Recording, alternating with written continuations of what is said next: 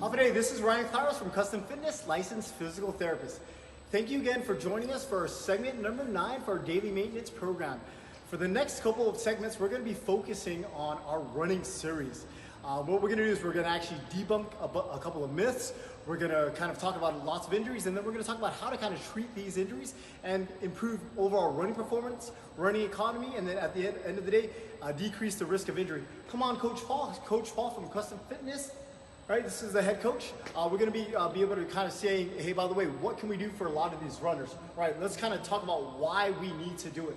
What the myth is for runners is that in order to increase muscular endurance, they must do what? Low weight, high reps. High reps. So let's just kind of get this out of the air. So in order for us to improve any type of muscular endurance, you need to do endurance type activities. So coach, what's an endurance type activity? Running, swimming, jogging, biking. And the only way to build muscular endurance is through endurance type activities. So long-term running, long-term swimming, long-term cycling. That's the only way to build it. You cannot build muscular endurance per se by doing muscular endurance type activities. So light weight with a lot of reps, don't build anything. Remember, as we begin to age, the amount of things start to change. So in terms of our tendon stiffness, it tends to decrease, and that stiffness provides energy, right, for movement, right? So what we want to be able to do is say, hey, by the way, we're going to kind of go away from that. We need to improve a little bit more on our strength and conditioning. So what we need to be able to do is we need to lift heavy, right? And we need to lift very often. So the suggestion is that we're going to be able to lift 2 to 3 times a week, right? Lifting anywhere between 70 to 80% of our 1 rep maximum. Coach, what's a 1 rep maximum? Amount of weight that you can lift at one time. So if you're thinking on a scale of 0 to 10, this is going to feel like a what? 9-ish. Like a 9-ish, okay? Yeah. So that's like a 9-ish out of 10, right? Yeah, 9 so that's your 1 rep.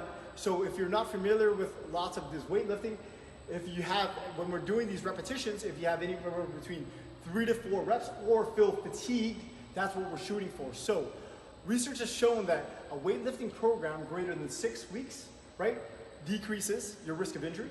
It also increases bone density, increases stiffness of the tendons, and then it increases your capacity for force production, meaning greater performance, greater running economy, and then less risk of injury. And if it's anything, it's decreased time or increased time. That's all right. Here we go. So what we're going to do is we're going to show you 5 movements. Okay, so this is our first series of this.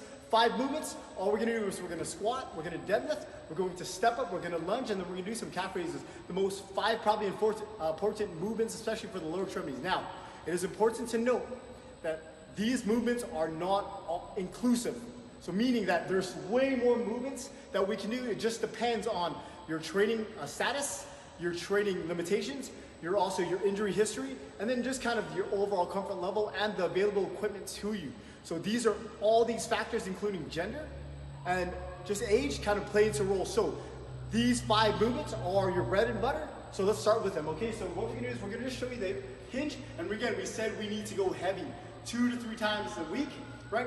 What we're gonna do is look for 3 to 6 sets, 5 to 10 repetitions, 70 to 80% of that 1 rep maximum. It should feel moderately heavy, okay?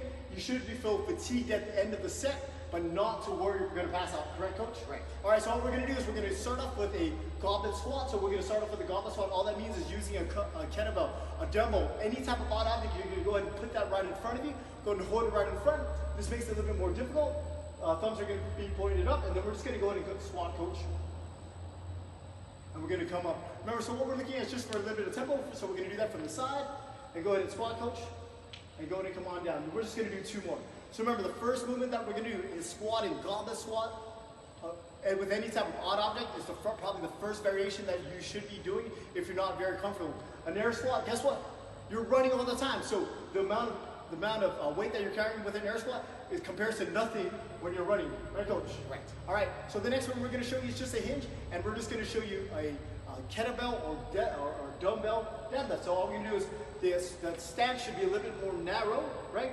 And all we're going to do is we're going to hinge from the hips, side bend in the knees, and come on down, coach. And come on up. And we'll just do 2 more, coach. Remember, at this point, we're just going to make sure that maximal hip, minimal knee. That's all we're looking at. Concentrating on keeping that back straight, pushing those hips back. Lots of hamstring activity through here. The third movement that we're going to do is a step up.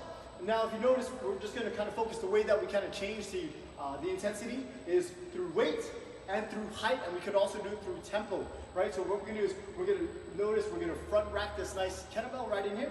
We're going to go and step up with the left leg, go and step up, and we're going to step down with the left leg.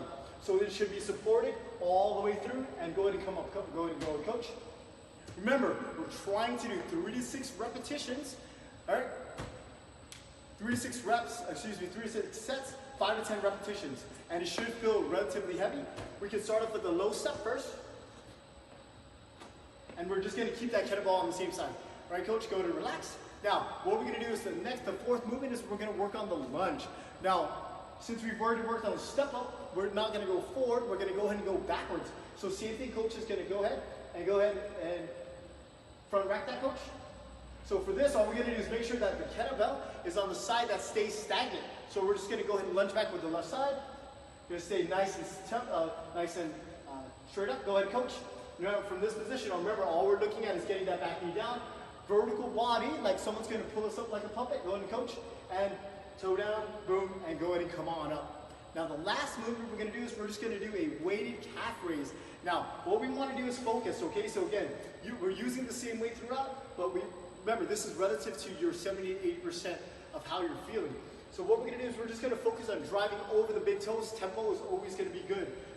We're working not only on balance, but also strength through that push-off, right, of that propulsion of the bottom of the foot. Hold, coach, come on. 3, 2, going to come on down. And again. 3, 2, going to come down, and we'll just do one more. And relax. There we go. All right. So if you are a long distance runner, if you want to start building muscular fatigue, we know that heavy to moderate weight, right, anywhere between 3 to 6 sets, 5 to 10 repetitions, will help us gain, obviously, this nice stiffness through the tendons that increases running economy, running performance, and overall reduction of injury. And at the end of the day, because we're running long, that's only going to help us. Yes. Anything else, coach?